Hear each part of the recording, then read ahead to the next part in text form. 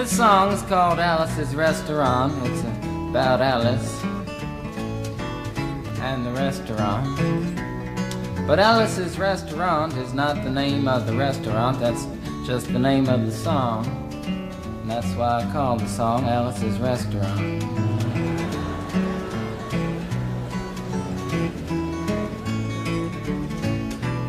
You can get anything you want at Alice's Restaurant. You can get anything you want at Alice's Restaurant. Walk right in, it's around the back, just a half a mile from the railroad track. And you can get anything you want at Alice's Restaurant. Now it all started 2 Thanksgivings ago. It was on 2 years ago on Thanksgiving when my friend and I went up to visit Alice at the restaurant. But Alice doesn't live in the restaurant. She lives in the church nearby the restaurant in the bell tower with her husband Ray and Facha the dog. And living in the bell tower like that, they got a lot of room downstairs where the pews used to be. And having all that room, seeing as how they took out all the pews, they decided that they didn't have to take out their garbage for a long time. We got up there, we found all the garbage in there, and we decided it'd be a friendly gesture for us to take the garbage down to the city dump. So we took the half a ton of garbage, put it in the back of a red VW microbus, took shovels and rakes and implements of destruction, and headed on toward the city dump. Well, we got there, and there's a big sign and a chain across the dump saying closed on Thanksgiving. And we had never heard of a dump closed on Thanksgiving before, and with tears in our eyes, we drove off into the sunset looking for another place to put the garbage. We didn't find one till we came to a side road, and off the side of the side road was another 15-foot cliff, and at the bottom of the cliff was another pile of garbage. And we decided that one big pile was better than 2 little piles, and rather than bring that one up, we decided to throw ours down. That's what we did. Drove back to the church, had a Thanksgiving dinner that couldn't be beat, went to sleep and didn't get up until the next morning when we got a phone call from Officer Obie. He said, "Kid, we found your name on an envelope at the bottom of a half a ton of garbage, and just wanted to know if you had any information about it." And I said, "Yes, sir, Officer Obie, I cannot tell a lie. I put that envelope under that garbage." After speaking to Obie for about 45 minutes on the telephone, we finally arrived at the truth of the matter and said that we had to go down and pick up the garbage, and also had to go down and speak to him at the police officer station. So we got in the red VW microbus with the shovels and rakes and implements of destruction, headed on toward the police officer station. Now, friends, there was only 1 or 2 things that Obie could have done at the police station, and the first was that he could have given us a medal for being so brave and honest on the telephone, which wasn't very likely, and we didn't expect it. Another thing was that he could have bawled us out and told us never to be seen driving garbage around the vicinity again, which is what we expected. But when we got to the police officer station, there was a third possibility that we hadn't even counted upon, and we was both immediately arrested, handcuffed. And I said, "Obie, I don't think I can pick up the garbage with these handcuffs on." He said, "Shut up, kid. Get in the back of the patrol car," and that's what we did, and sat in the back of the patrol car and drove to the, quote, "scene of the crime," unquote. I want to tell you about the town of Stockbridge, Massachusetts, where this happened. Here they got 3 stop signs, 2 police officers and 1 police car. But when we got to the scene of the crime, there was 5 police officers and 3 police cars, being the biggest crime of the last 50 years, and everybody wanted to get in the newspaper story about it. And they was using up all kinds of cop equipment that they had hanging around the police officer station. They was taking plaster, tire track, footprints, dog-smelling prints, and they took 27 8x10 color glossy photographs with circles and arrows and a paragraph on the back of each one explaining what each one was to be used as evidence against us. Took pictures of the approach, the getaway, the northwest corner, the southwest corner, and that's not to mention the aerial photography. After the ordeal, we went back to the jail. Obie said he was going to put us in the cell. Said, "Kid, I'm going to put you in the cell. I want your wallet and your belt." And I said, "Obie, I can understand you want my wallet so I don't have any money to spend in the cell, but what do you want my belt for?" And it said, "Kid, we don't want any hangings." I said, "Obie, did you think I was going to hang myself for littering?" Obie said he was making sure, and friends Obie was, 'cause he took out the toilet seat so I couldn't hit myself over the head and drown. And he took out the toilet paper so I couldn't bend the bars, roll the toilet paper out the window, slide down the roll and have an escape. Obie was making sure, and it was about 4 or 5 hours later that Alice, remember Alice? It's a song about Alice. Alice came by and with a few nasty words to Obie on the side, bailed us out of jail. We went back to the church, had another Thanksgiving dinner that couldn't be beat, and didn't get up until the next morning when we all had to go to court. We walked in, sat down. Obie came in with a 27 8x10 colored glossy pictures with the circles and arrows and a paragraph on the back each one. Sat down. Man came in, said, "All rise." We all stood up, and Obie stood up with the 27 8x10 colored glossy pictures, and the judge walked in, sat down with the seeing-eye dog, and he sat down. We sat down. Obie looked at the seeing-eye dog. Then the 27 8x10 colored glossy pictures with the circles and arrows and a paragraph on the back of each one, and looked at the seeing-eye dog. And then the 27 8x10 colored glossy pictures with the circles and arrows and a paragraph on the back of each one, and began to cry, 'cause Obie came to the realization that it was a typical case of American blind justice, and there wasn't nothing he could do about it.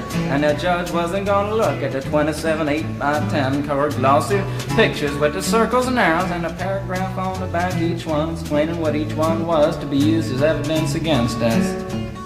And we was fined $50 and had to pick up the garbage in the snow, but that's not what I came to tell you about.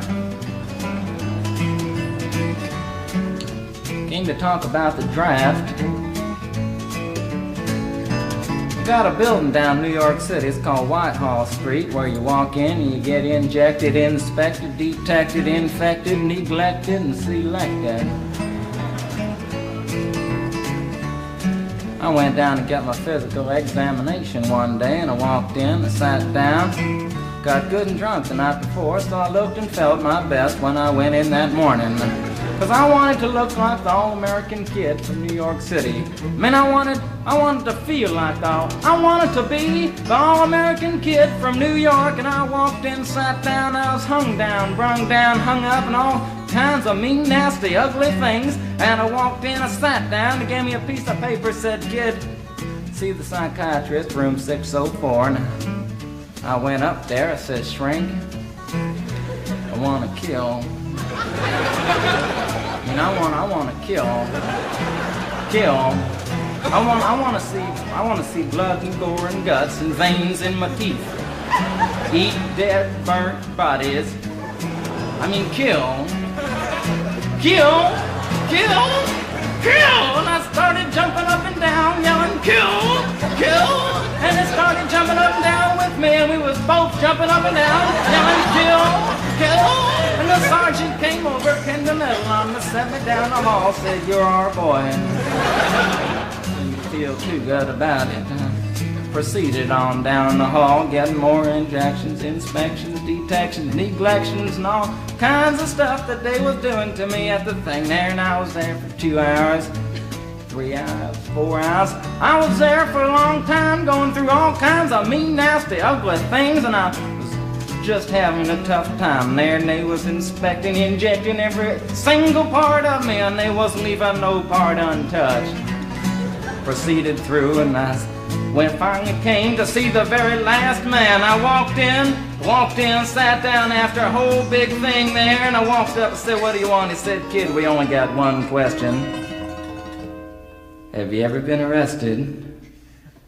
And I proceeded to tell him the story of Alice's Restaurant Massacre with full orchestration and 5-part harmony and stuff like that, and then all the phenomena. Stopped me right there and said, "Kid, did you ever go to court?" I proceeded to tell him the story of the 27 8x10 colored glossy pictures with the circles and arrows and a paragraph on the back of each one. It stopped me right there and said, "Kid, I want you to go over and sit down on that bench that says Group W. Now, kid."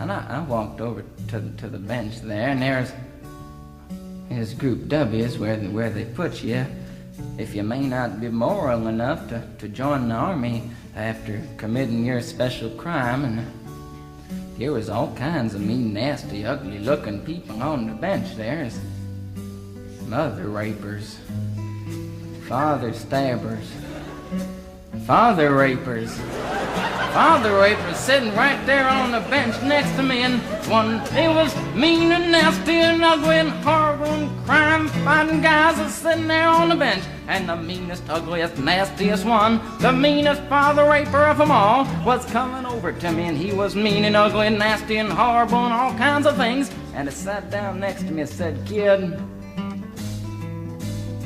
what'd you get?" I said, "I didn't get nothing. I had to pay $50 and pick up the garbage." He said, "What were you arrested for, kid?" And I said, "Littering." And they all moved away from me on the bench there to carry eyeball and all kinds of mean, nasty things, till I said, "And creating a nuisance," and they all came back, shook my hand, and we had a great time on the bench talking about crime, mother stabbing, father rape, and all kinds of groovy things that we was talking about on the bench. And everything was fine. We were smoking cigarettes and all kinds of things until the sergeant came over, had some paper in his hand, held it up and said, "Kids, this piece of paper's got 47 words, 37 sentences, 58 words. We want to know details of the crime, time, the crime, and that kind of thing. You got to say turn about the crime, want to know the rest of the officer's name, and that kind of thing. You got to say." And it talked for 45 minutes, and nobody understood a word that he said, but we had fun filling out the forms and playing with the pencils on the bench there. And I filled out the massacre with the 4-part harmony and wrote it down there just like it was, and everything was fine. And I put down a pencil and I turned over the piece of paper, and there on the other side, in the middle of the other side, away from everything else on the other side, in parentheses, capital letters, quotated, read the following words: "Kid, you rehabilitated yourself." I went over to the sergeant and said, "Sergeant, you've got a lot of damn gall to ask me if I've rehabilitated myself. I'm sitting here on the bench. I'm sitting here on the Group W bench because you want to know if I'm moral enough to join the army, burn women, kids, houses, and villages after being a litter bug." He looked at me and said, "Kid, we don't like your kind. And we're going to send your fingerprints off to Washington, and friends, somewhere in Washington, enshrined in some little folder, is a study in black and white of my fingerprints. And the only reason I'm singing you the song now is because you may know somebody in a similar situation. Or you may be in a similar situation, and if you're in a situation like that, there's only one thing you can do, is walk into the shrink wherever you are. Just walk in, say, 'Shrink, you can get anything you want at Alice's restaurant,' and walk out. You know, if just one person does it, they may think he's really sick and they won't take him. And if two people do it in harmony, they think they're both faggots and they won't take either of them. And if 3 people do it. 3, can you imagine 3 people walking in, singing a bar, Alice's restaurant, and walking out? They may think it's an organization. And can you imagine 50 people a day? I said 50 people a day walking in, singing a bar, Alice's restaurant, and walking out. And friends, they may think it's a movement. And that's what it is. The Alice's Restaurant Anti-Massacre movement. And all you gotta do to join is to sing it the next time it comes around on the guitar with feeling. So we'll wait till it comes around on the guitar here. Sing it when it does.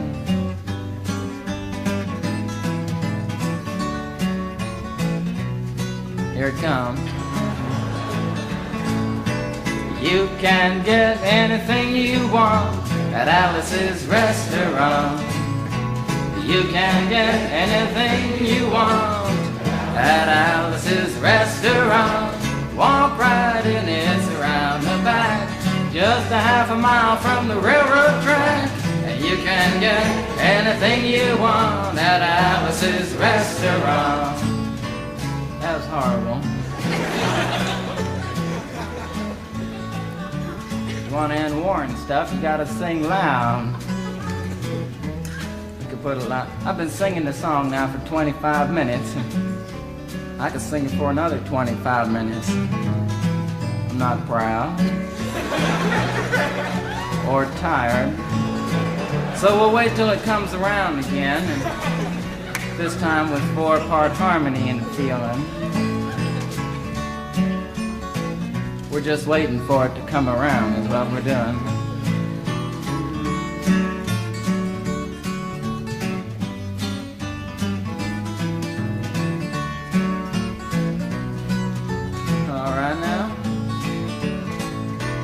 You can get anything you want at Alice's Restaurant. Excepting Alice, you can get anything you want at Alice's Restaurant. So walk right in, it's around the back, just a half a mile from the railroad track. And you can get anything you want at Alice's Restaurant. Da da da da da da da. At Alice's